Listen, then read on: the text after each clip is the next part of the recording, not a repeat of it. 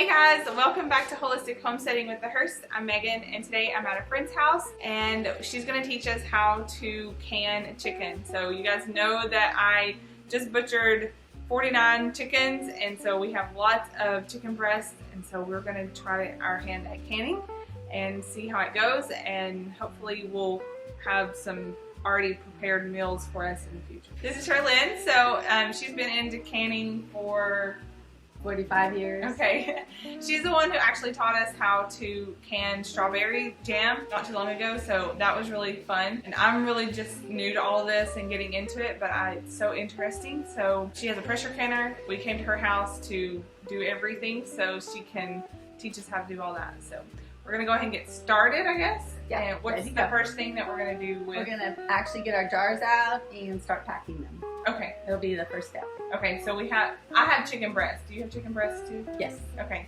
And do we cut them up or? Mm-hmm. Okay. We're going to cut them up and put them in pieces into the jar. Okay. Instead of solid packing, we're going to do pieces. Okay. Okay. All right. Well, let's get started. All right. So what we do is while we're packing, then we will get the lids ready. Okay. And just some of my shortcuts. You know the little rings that go on them?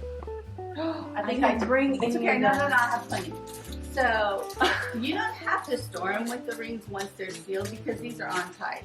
Oh, okay. And so I'm just gonna put some in here because you have to boil them before you put them on. Kind of. What does boiling the lids do? It just makes sure they're good and clean and ready to go. Okay, so it doesn't have anything to do with like the seal. It's just making sure they're clean. Right. Okay. So you want to make sure they're kind of separated in here, and they can stick together sometimes when they're in the packaging. So we're just gonna put some hot water on the stove and get these hot. So when we're done packing the jars, then they'll be ready to go on there. Okay. And then how long do you boil them for? Just bring them to a boil and then let them sit and stay. Oh, okay. So I'm actually not going to turn them on until we start packing this. So you probably need a cutting board. And then how high up do I pack them? You're going to pack them all the way up to, right about here. And then we're going to top them with a little water. Okay. So I'm going to boil some water, topping them. I hope that these are solid enough. They should be fine. A lot of times mine are still stiff, kind of, so. Okay. As long as you can cut them up and get them in the jar. No, they're not. That's solid. It is, huh? Okay, well, I got some pieces in here that aren't. No, you can go bigger chunks than that. Okay. So when you take it out, it's going to come out and kind of fall apart into those chunks because it's going to be really extremely tender. Okay. So, when you cook a chicken breast, it's kind of a, patty kind of thing. Yeah. Well, this will be more tender and blue. Okay.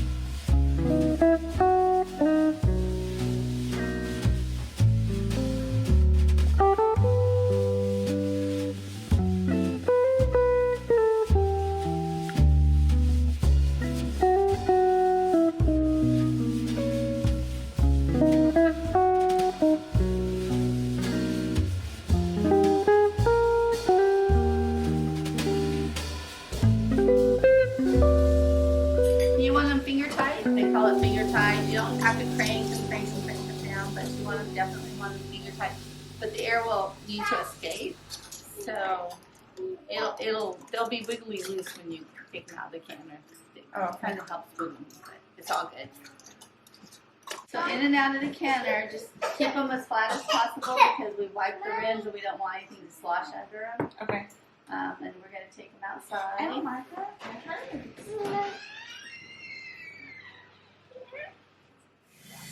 So you only need about 2 inches of water? Yes, because you're not boiling them. And the water is because the steam makes the pressure. Oh, So you have to have like 2 inches. Just to make that. Okay. You can kind of see there's always a ring kind of where. So yeah, you just, about 2 inches of water is all you take. And then, because it's going to work like pressuring the jar. Okay, so it's not like a water bath. No. You don't have to have them. No, Well, that's cool. It doesn't have to be over the top. I don't think they're all going to fit in one, so we're going to do a few of them. Okay. So we can just, you need the little thing in the bottom. Keep it on the bottom. It just keeps them from breaking. Oh, okay. So we're going to, Tanner has an arrow that locks with this. So not touching the edge or each other. Yeah, it's better if they aren't. They can rattle. Okay. So on this canner, it has a lockdown lid. So we just line this up like that, and then that's how it latches. Yeah, I see that, Betty. Then, I just need to double check one thing here. We're even. Okay. So this one you tighten down opposites at the same time to make sure it's tightened down evenly, because that keeps it nice and even when you tighten it. Okay. So this pressure canner is a little different because it has this little thing that you put on it for pressurizing that you can. It's kind of a safety. It won't let it get over what you're allowed for your pound, for it to get too much. It's a safety release thing. So we're not going to put that on till the steam's coming out of it. And then this one is manual, so we just have to keep an eye on it the whole time. And so same thing. Those are all in there. We're going to lock it down. And there's gauges. I always turn the gauges so I can see them from the door as I'm monitoring. I usually keep an eye on it, or Bill sits out here. But I like to be able to see it. So now let me get the lighter and we'll get this started. Light that water, and then steam will start evaporating out of these little holes. And then after that, you watch it. Once the steam starts sputtering and just starts a steady stream, then we put the gauges on, those little tops. On them, and that will pressurize. Then we have to keep it at 11 pounds, which is, see the 10? So you want to keep it at 11, not dropping below. And that's for chicken? For chicken. Okay, so this is the book that she's going by. She actually just gifted it for me for my birthday, so that's really exciting. So we're going to use... It's a really good go-to book for safety and getting the right information. Okay. So we're just using the information, and it said 11 pounds for 90 minutes.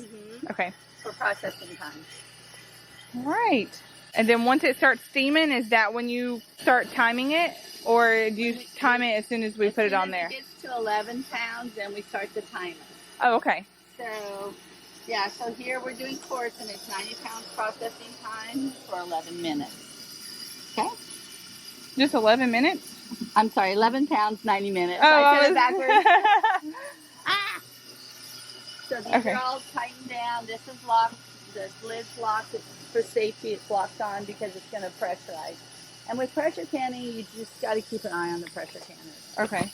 I've had one time where on this, not this one, but one just like it, all of a sudden we're watching it and waiting for the steam to come out, and the steam hadn't come out, but it's all of a sudden getting up to the danger zone. And so we turned it off, and sure enough, this had a plug, the hole was plugged. Oh. So we had to go clean it out.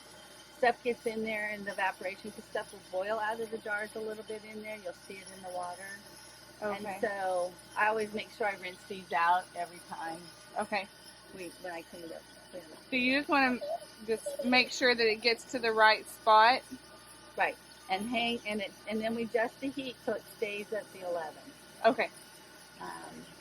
Rule of thumb, they tell you if it drops below, you have to start your time over again when you get it back to the 11. but normally I just watch mine and keep it there. So it's better to keep an eye on it. So if you get like halfway through and it drops below, you got to start over at 90 minutes? Yes. Oh, wow. If you catch it right away, you're fine. But like if you go in the house and your propane runs out and you didn't realize it. But I usually I stay here and watch mine. Okay. At this point, it's better just to keep an eye on it because this is the processing time. Okay. The propane's easier to regulate the heat than like an electric stove is off and on for heat. So that's why I use the propane. Gotcha. All right. That looks good.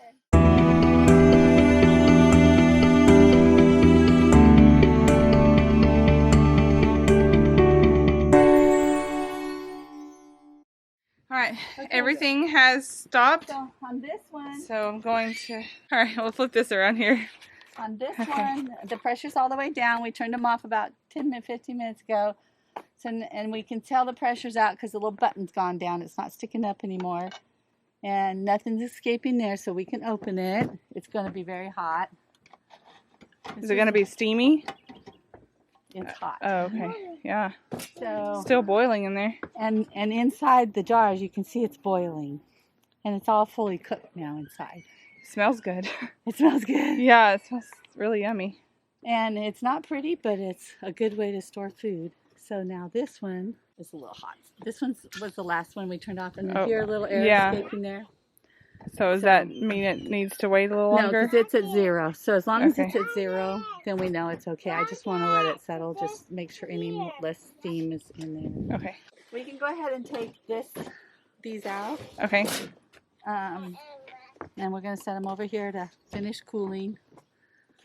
And so you want to take them out?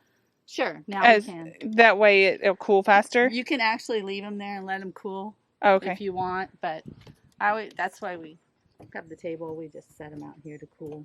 Okay. And then as the heat goes out, you'll see some of them are already starting to pop. This one's not popped yet. This one's already sucked down. So that's how they'll seal. As they cool, it pulls the lid down and seals it.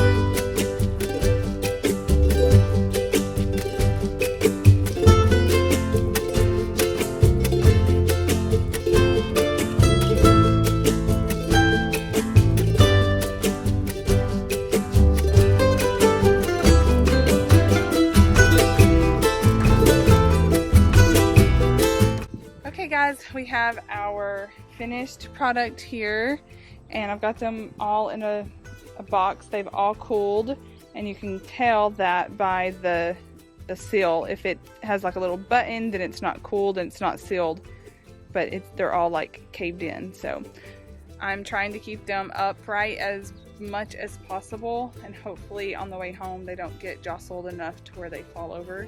They're still pretty warm, but the kids really need a nap, so we've got to head home soon. So anyways, I hope you guys learned something from this. Hope you enjoyed the video. If you did, be sure to give it a thumbs up. Let me know in the comment section below, have you ever pressure canned before? This is my very first time, so that was exciting to get to take you guys along on that. And then if you haven't already, hit the subscribe button on the way out, because I am almost at 1,000 subscribers, and it's just really cool. That's one of my goals. So hope you guys enjoyed it. We'll see you guys in the next one.